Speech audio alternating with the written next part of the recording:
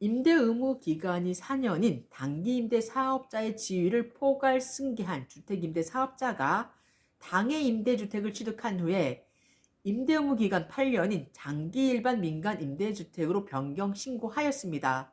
하지만 민간 임대주택에 관한 특별법 제6조 제5항에 따라 종전 임대 의무 기간 즉 단기 임대사업자의 지위인 임대 의무 기간 4년이 종료한 날 당해 임대주택에 대한 임대 등록이 자동 말소됨에 따라 이 임대주택의 취득일로부터 자동 말소일까지 그 임대 의무 기간이 당해 8년을 충족하지 못하는 경우 과연 조세특례 제한법 제97조의 3에 따른 과세특례를 적용받을 수가 있을까요?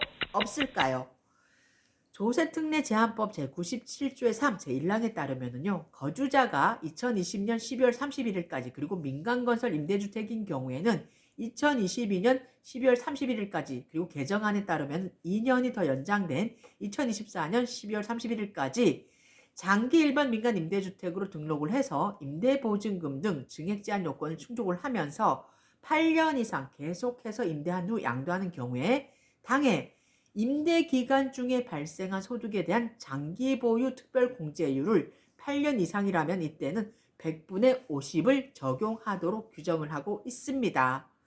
이 경우에 장기 일반 민간 임대주택의 임대기간의 계산에 대해서는 조세특례 제한법 시행령 제97조의 3 제4항에서 규정을 하고 있는데요. 내용을 보면 소득세법 제168조에 따른 사업자 등록과 그리고 민간 임대주택에 관한 특별법 제5조에 따른 임대사업자 등록을 하고 장기 일반 민간 임대주택으로 등록을 하여 임대하는 경우에는 이때는 임대하는 날부터 이때 임대를 개시한 것으로 보고 만일 사례처럼 단기 민간 임대주택을 이렇게 장기 일반 민간 임대주택으로 변경 신고한 경우에는 변경 신고의 수리일로부터 임대를 개시한 것으로 보라라고 규정을 하고 있습니다.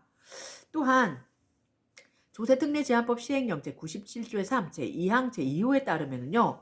이렇게 장기 일반 민간 임대주택 중에 아파트를 임대하는 민간 매입 임대주택에 대한 그 등록이 말소되는 경우에는 해당 주택은 8년 동안에 등록 및 임대한 것으로 본다라고 해서 특혜를 주고 있습니다.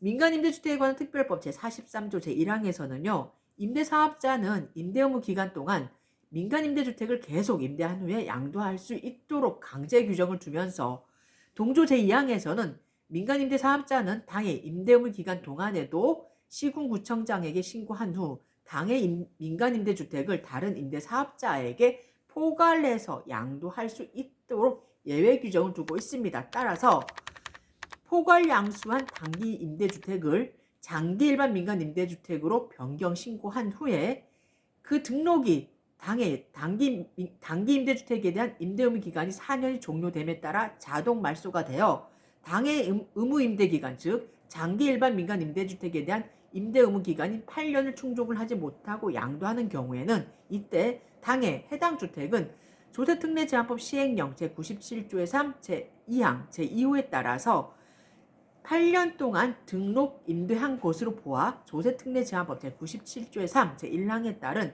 과세특례 즉 장기 보유 특별공제율 50%를 적용받을 수가 있습니다. 이상 자담세무에게서 송혜경 세무사였습니다.